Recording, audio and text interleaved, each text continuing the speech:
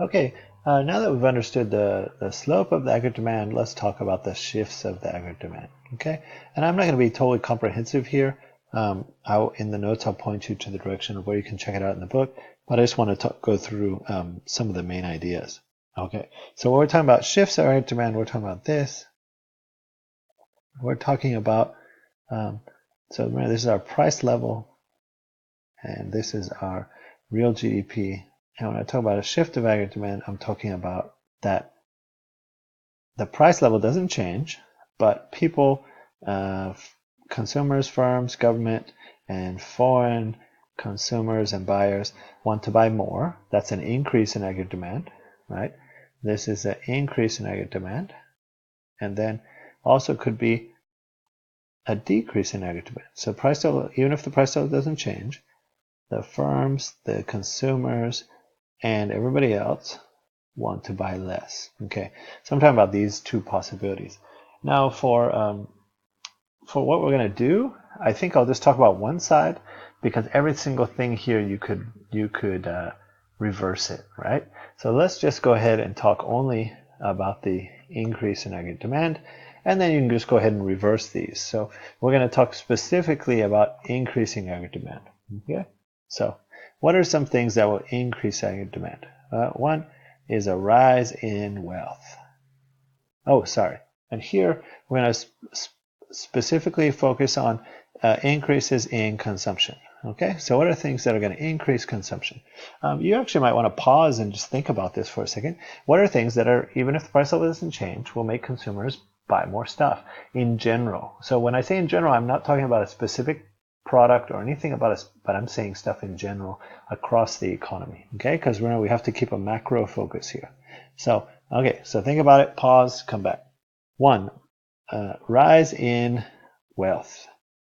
So most definitely, rise in wealth will have an effect. A rise in wealth, because this is going to, like, for example, if you have a stock market boom, housing market boom, people feel wealthier when they're holding the asset. All those people that own homes and suddenly their home is worth $500,000 and it was worth $200,000 a few years ago, they feel wealthy and they go out and try to spend some of that wealth. Okay. Second thing, if we have a rise in incomes, right? So wages start rising, people want to buy more stuff. Consumer confidence. Okay, so people get more confident. There's a measure that sees how confident the consumers feel, and this rises. And let's see a few others. The future. So what they feel about the future is also related to consumer confidence. Tax cuts. So some of these might not have very big effects. Actually, they find the tax cuts, it kind of depends on who you give them to. If you give them to wealthier people, they often just save the extra money. If you give them to fairly low-income people, they're more likely to spend it because they're closer to sort of, they're more constrained in their spending. Let's see a few others. A fall in interest rates. So especially for durable goods, right? You know, like cars or large purchases, people might buy them on credit.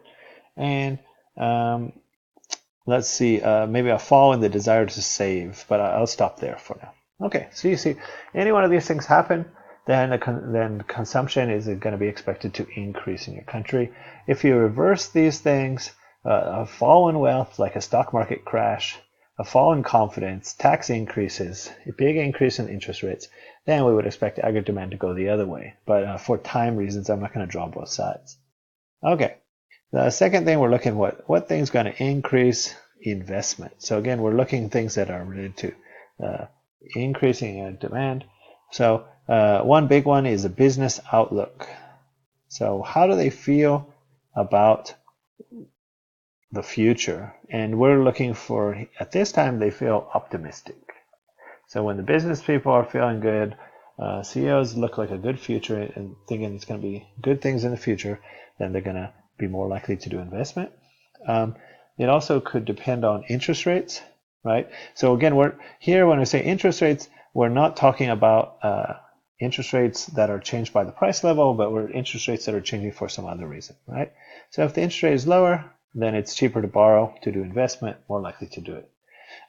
there might be like some favorable tax policy for investment.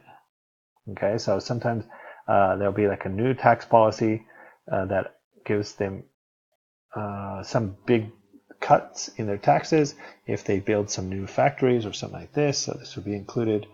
And another maybe is like some new tech. So there's an example was a big boom when PCs first started becoming kind of necessary in the office environment. There was a big temporary boom in investment as most of the offices tried to switch over from their old systems to every employee having a PC and their offices being networked and such. So this is an example. Of course, you can switch all these over, especially the business outlook becomes pessimistic, interest rates goes up, the tax policy becomes unfavorable to investment, etc. Okay, increase in G.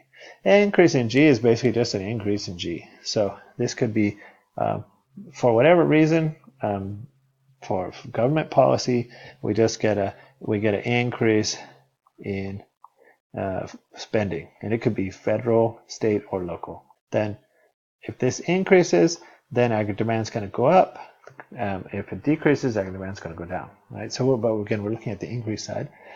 One thing to notice in the Great, we'll come back to this a little bit later, but during something like a major war, there will be a major increase in government spending. For example, in World War II, there was a huge increase in government spending, and this pushed the aggregate demand for the U.S. economy far to the right. Now, again, remember here, I'm just being purely what they call a positive analysis. So I'm not saying whether that's a good or bad thing either for the society. I'm just pointing out that large increases of spending, no matter what kind they are, cause a big increase in aggregate demand. Okay. Finally, the fourth one is so an increase in net exports. So really, what we're looking for when we say this is we have a increase in exports or a decrease in imports, or both. Okay, so that's what we're looking at here. Okay, so one of the big ones is foreign demand. Okay, so foreign demand. If foreign demand changes, then you'll sell less. So if we're looking at an increase in exports, so we're going to look at an increase in foreign demand relative to our own. Okay, so just two examples of something that could cause that. One is a trade deal, right?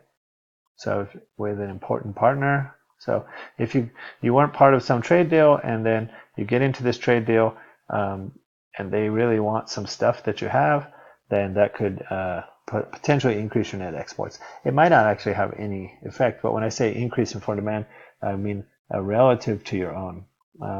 The other one, the more important one, so maybe that one's not so important, but directly related to the same idea, would be a boom in countries that buy your exports. So if a country that buys your exports is growing really well, so you sell lots of stuff to some country. So like, for example, if you're a country that sells tons of stuff to China, so you're Australia, then when they sell tons of natural resources to China. So when the Chinese economy is booming, then it's going to greatly increase the exports from Australia, right? And that's going to boost the aggregate demand for the Australian economy.